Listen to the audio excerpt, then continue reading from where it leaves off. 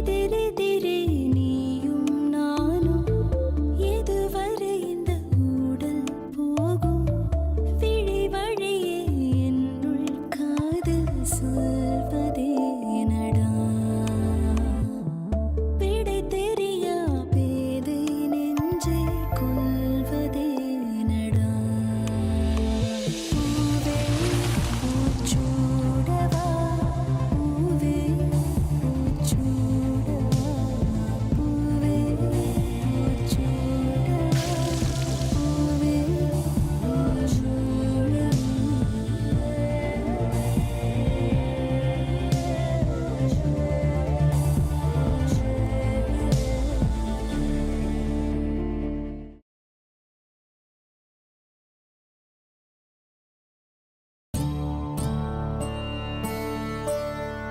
என்னடா எப்பவும் விளையாட்டுத்தனமா வேண்ட வர்றவ இன்னைக்கு அழுதுகிட்டே வந்திருக்காளேன்னு பாக்குறியா?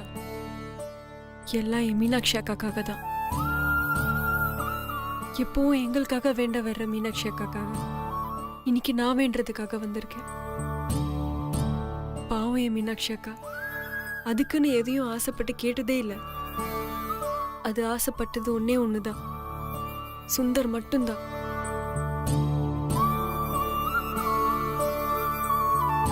எத்தனையோ போராட்டங்களை தாண்டி இன்னைக்கு சுந்தருக்கும் மீனாட்சி அக்காக்கும் கல்யாணம் நடக்க போகுது. தயவு செஞ்சு அது ஒரு கல்யாணத்தை நடத்தி கொடுத்துருப்பா. இன்னைக்கு அதை சுத்தி நிறைய பிரச்சனைகள் இருக்கு. எல்லாத்தையும் போராடி இன்னைக்கு கல்யாணம் வரைக்கும் வந்திருக்கு. இந்த தடவையும் அது நினைச்சது நடக்கலன்னா அது உயிரே விட்டுடும். மீனாட்சி அக்காவை எல்லாரும் பூமாதேவி மாதிரி பொறுமையானவன் சொல்வாங்க. அதனாலதான் என்னவோ எல்லாரும் ஏறி மிதிச்சுட்டு போறாங்க. எல்லாரும் தான் கஷ்டப்படுத்துறாங்கன்னா நீயும் ஏன் இப்படி கஷ்டப்படுத்துற? அந்த சுபத்ரா என்ன பகடக்காயா வச்சுட்டு மீனாட்சி அக்கா கல்யாணத்தை நிறுத்த பாக்குறா. ஒண்ணு மீனாட்சி அக்கா கல்யாணத்தை நிறுத்த சொல்றா, இல்ல இந்த கல்யாணம் நடந்தா மீனாட்சி செத்துருவான்னு சொல்றா. இதுல எது செய்யணும்னு எனக்கு தெரியல கடவுளே. மீனாட்சி அக்கா கழுத்துல தாலி ஏறினா மீனாட்சி அக்கா செத்துரும். தாலி ஏறலன்னா எங்க அப்பா அம்மா செத்துருவாங்க.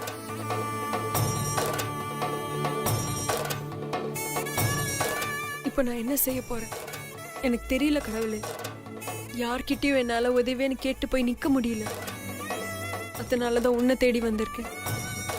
எனக்கு இருக்கிற ஒரே நம்பிக்கை இப்ப நீ மட்டும்தான். இதனால வரைக்கும் எந்த ஒரு விஷயத்துக்காகவும் நான் மனசு வரைக்கும் வேண்டினதே இல்லை. ஆனா இன்னைக்கு வேண்டுறேன், எங்க அக்காவை காப்பாத்து, அவளுக்கு சுந்தரோட கல்யாணத்தை நடத்திவே. கடைசியா நான் உன்னை மட்டும்தான் நம்பியிருக்கேன் கடவுளே.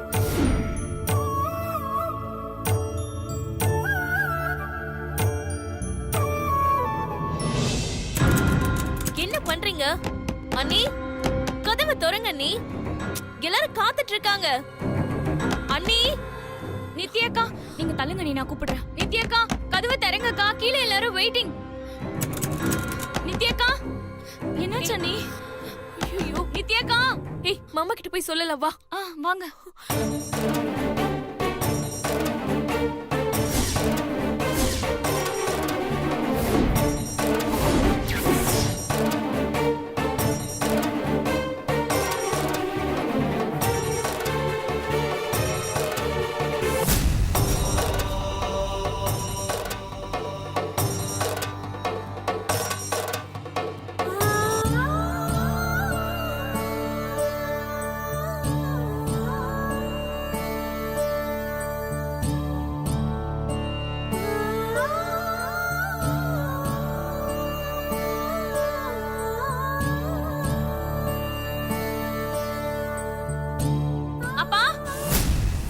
மாமா, அப்பா,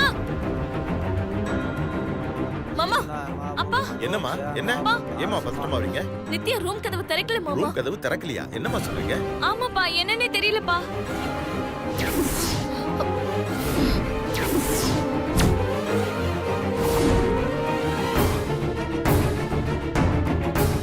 என்ன சுபத்ரா கல்யாணத்தை நிறுத்தா நீ போட்ட பிளானா? இத பத்தி என்கிட்ட நீ எதுவுமே சொல்லல. இல்லம்மா, இது என் பிளானே இல்ல. ஆனா எனக்கு சாதகமா நடக்குது. எது எப்படியோ கல்யாணம் நின்னா சரி. வாங்க போய் பார்க்கலாம். சரிப்பா, என்னாச்சுங்க? இதோ வந்துடுறேன் சம்பந்தி. சரி வாங்க போய் பார்க்கலாம். இல்ல மனையில இருந்து எந்துக்க கூடாது, உட்காருங்க.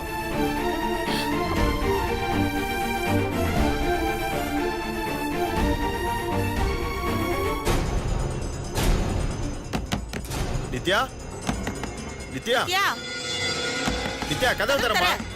நித்யா, என்னவ? நித்யா, வா, கதவு தரமா?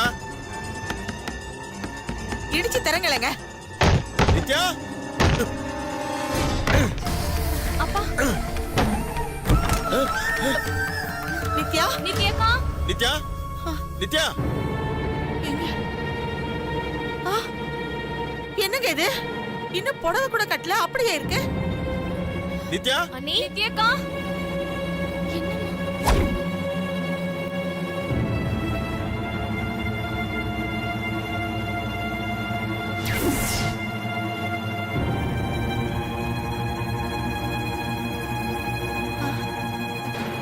என்னங்க?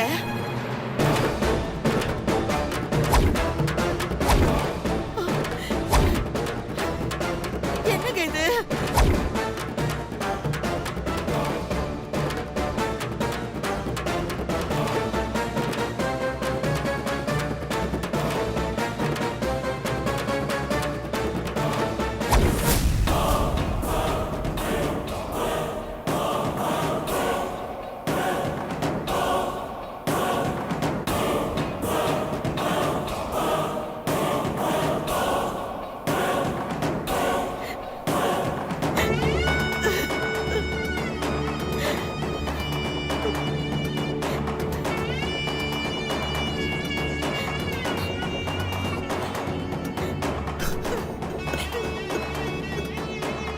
என்னாச்சுங்க?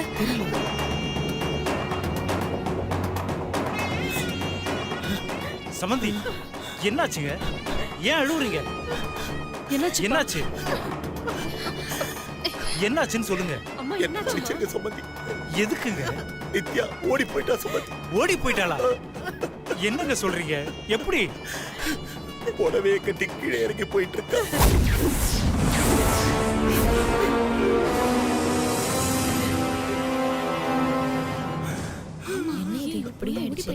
என்ன சொல்றீங்க? நகலத்தெல்லாம் அப்படியே இருக்கான்னு பாத்தீங்களா? போட்டிருந்ததெல்லாம் வச்சுட்டு போயிருக்காளா? இல்லம்மா, எதுவும் இல்ல.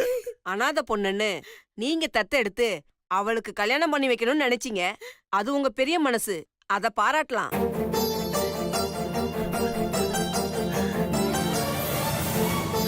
ஆனா யார தத்த எடுக்கணும்னு ஒரு வரமுறை இருக்குல்ல. இப்ப பாத்தீங்களா, அவ புத்திய காமிச்சிட்டு போயிட்டா.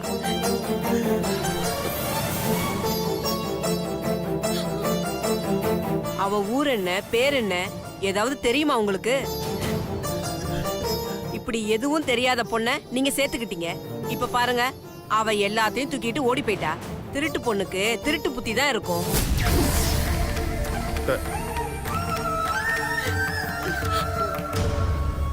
பணக்கார வீட்டு பையனா பார்த்து மடக்கி போட்டு அவங்க சொத்தை எல்லாம் கொள்ளையடிக்க நினைச்சிருக்கா. நீங்க தத்தெடுத்து தப்பு பண்ணிட்டீங்க.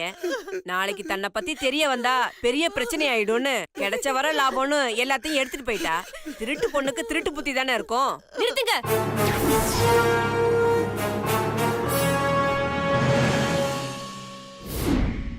நீங்க நினைக்கிற மாதிரி நித்யா ஒன்னும் திருட்டு பொண்ணு இல்ல. நித்யா எங்கேயும் காணாமையும் போல. நித்யா காணாம போனதுக்கு காரணம் யாருன்னு எனக்கு தெரியும்.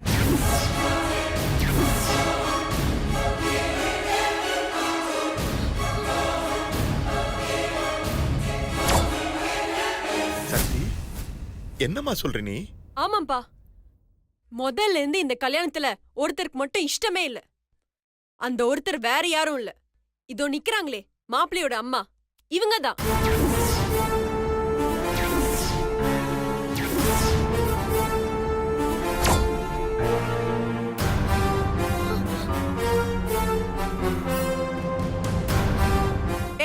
என்னடி சொல்ற?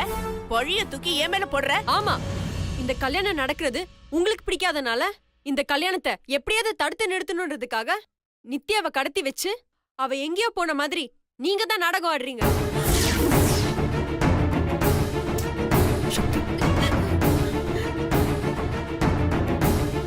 நித்யாவை எங்க ஒளிச்சு வச்சிருக்கீங்கன்னு மரியாதையா சொல்லிடுங்க. நித்யா எப்ப இங்க வரணும், இந்த கல்யாணம் நடக்கணும். இல்ல ஏய் வாய மூடுறீ. பெரியவங்க சின்னவங்கன்னு மரியாதை இல்லாம உன் வாய்க்கு வந்தபடி பேசிட்டு இருக்க.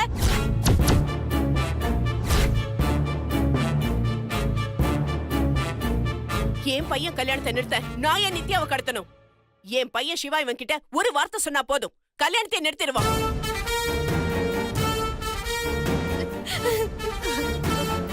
சிவா கல்யாணமே வேண்டாம்னு சொல்லிட்டு இருந்தான்.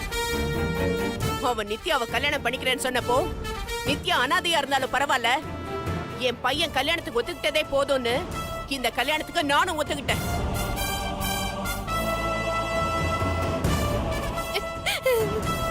அப்படிப்பட்டனா இவன் கல்யாணத்தை நிறுத்துவேனா? அப்படியே நிறுத்தணும்னா நீ சொல்ற மாதிரி நித்யாவை கடத்த வேண்டிய அவசியம் என்ன இருக்கு? ஏ உன் அக்கா மீனாட்சியை கூட தான் கடத்தலாம்.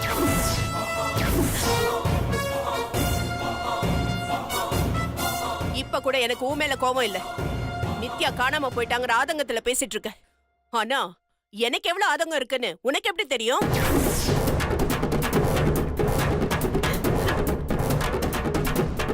ஏற்கனவே என் பையன் சுந்தர் கல்யாணம் நின்னு போச்சு. கல்யாணமே பிடிக்காத சிவா கல்யாணத்துக்கு ஒத்துக்கிட்டான். ஆனா இப்போ அவன் கல்யாண மண்டபம் வரைக்கும் வந்து நின்னு போனா ஒரு அம்மாவா ஏன் நிலைமை யோசிச்சு பாத்தியா?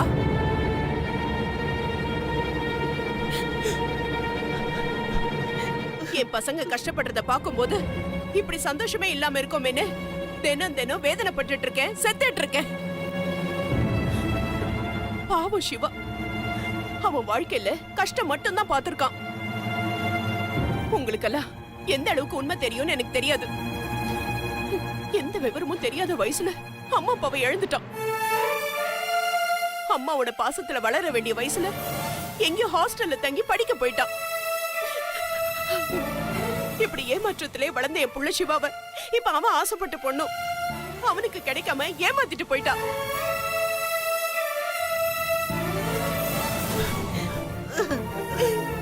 இவனுக்கு வாழ்க்கையில எதுவுமே கிடைக்கல. அவளாதான் இவனை விரும்புறேன்னு சொல்லி சிவா மனசுல ஆசைய வளர்த்துட்டு இப்படி பண்ணிட்டு போவான்னு நான் கொஞ்சம் கூட எதிர்பார்க்கல. எப்படியாவது சிவாவுக்கு ஒரு வாழ்க்கை அமைஞ்சாதான் எனக்கு சந்தோஷம்.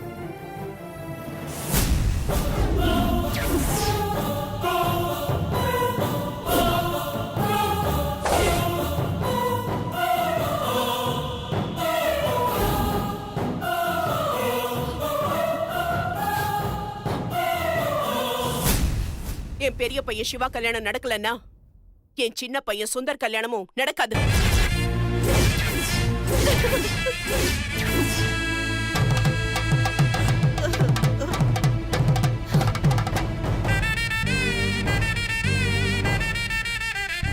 என்னம்மா இப்படி சொல்லிட்டீங்க? என்ன மன்னிச்சிருங்க.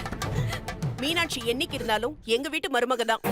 ஆனா சிவாவுக்கு ஒரு நல்ல சம்பந்தம் கிடைச்சு அவனுக்கு ஒரு கல்யாணம் ஆகாம சின்னவனுக்கு கல்யாணம் பண்றதுல எனக்கு விருப்பமே இல்ல.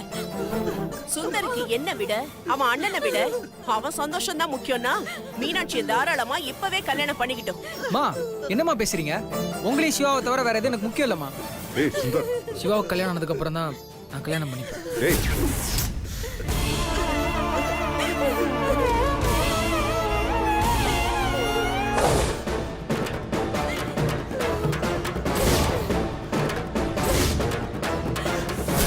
அம்மா, உங்க எல்லாரையும் கையெடுத்து கும்பிடுறேன். தயவு செஞ்சு என் பொண்ணோட வாழ்க்கையில விளையாடாதீங்கம்மா.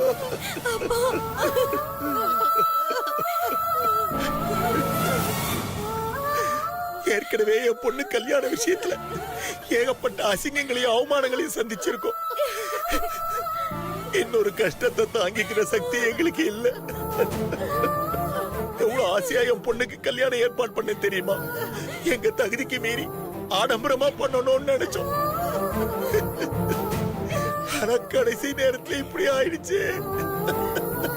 இப்ப இந்த கல்யாணத்தை நிறுத்திட்டீங்கன்னா என் பொண்ணுக்கு இன்னொரு கல்யாணம் பண்ண கூட என் மனசுல தெம்பு இல்லம்மா. எல்லாத்தையும் அவன் பார்த்துப்பான்னு அவன் மேல பாரத்தை போட்டுட்டு இருந்தேன். ஆனா இப்போ நீங்க இப்படி சொன்னா எங்க குடும்பம் மொத்தமும் இதையா சாப்பிட்டு சாக வேண்டியதுதாம்மா. அம்மா தயவு செஞ்சு கொஞ்சம் இறக்கம் காட்டுங்கம்மா. என் பொண்ணோட வாழ்க்கையை நினைச்சு பாருங்கம்மா.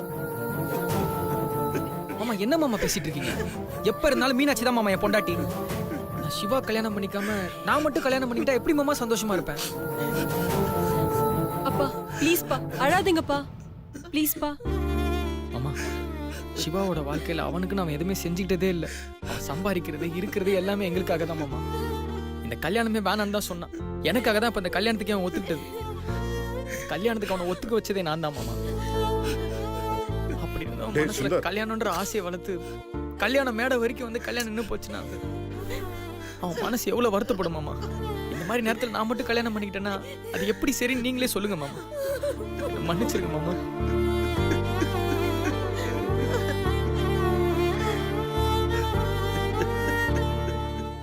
எல்லாம் போச்சே.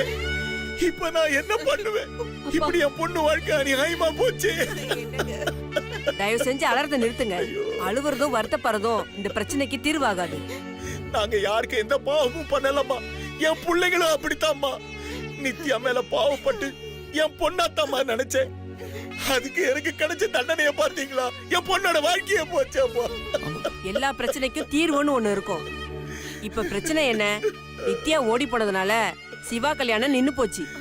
அதனால பெரியவனுக்கு கல்யாணம் ஆகாம சின்னவனுக்கு கல்யாணம் பண்ண கூடாதுன்னு உங்க சம்மந்தி சொல்றாங்க, அதானே?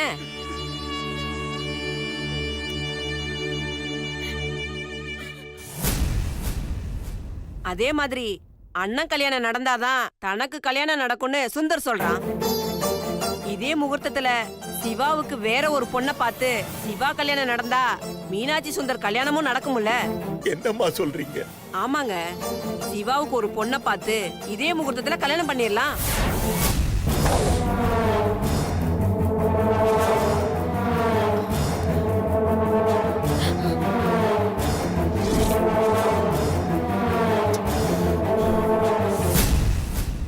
சரிம்மா, இப்ப போய் பொண்ணுக்கு எங்க போறது? யார பாக்குறது? எதுக்கு பொண்ணை தேடிக்கிட்டு இங்கே இருக்கா? இங்கேயே வா. யாருமா? யார சொல்றீங்க? அந்த பொண்ணு வேற யாரும் இல்ல, உங்க ரெண்டாவது பொண்ணு சக்தி தான்.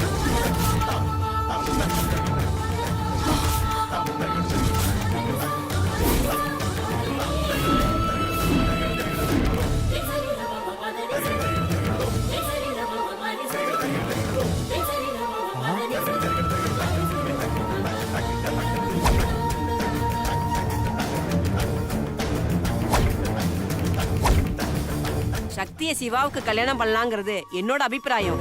நீங்க என்ன சொல்றீங்க?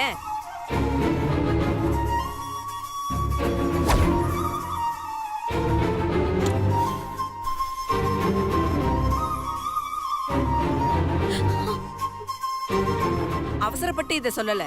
சக்தியோட அறிவு, அவ நடந்துக்கிற விதம் இதெல்லாம் வச்சுதான் சொல்றேன். சக்தியை விட ஒரு நல்ல பொண்ணு சிவாவுக்கு கிடைக்காது.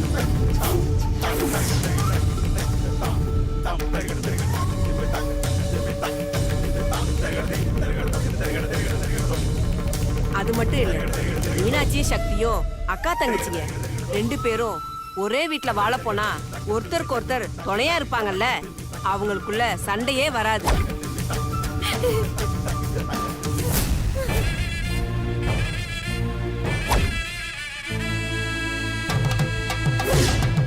சுந்தர் அவன் அண்ணன் மேல எவ்வளவு பாசமா இருக்கான். ராம லட்சுமணன் மாதிரி. வேற பொண்ணு மருமகளா வந்தா இவங்களை பிரிச்சிருவா. அதுவே சக்தியும் மீனாட்சினா குடும்பத்துல எந்த பிரச்சனையுமே வராது. அதுக்கு சக்தி தான் கரெக்ட்.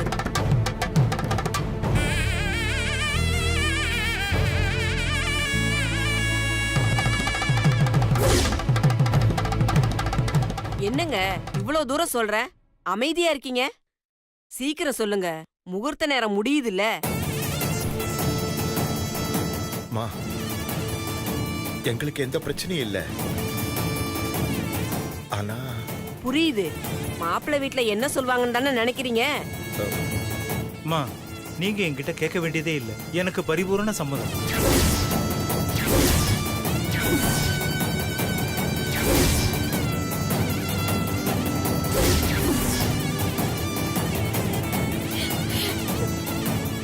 சுபத்ரா, நீ என்ன சொல்ற?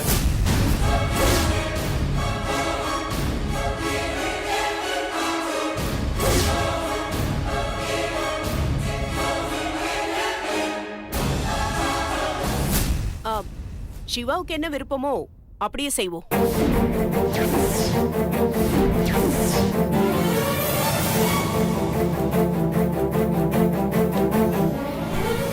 அப்புறம் என்ன, பெத்தவங்களே சம்மதம் சொல்லிட்டாங்க. சிவா, நீ என்னப்பா சொல்ற?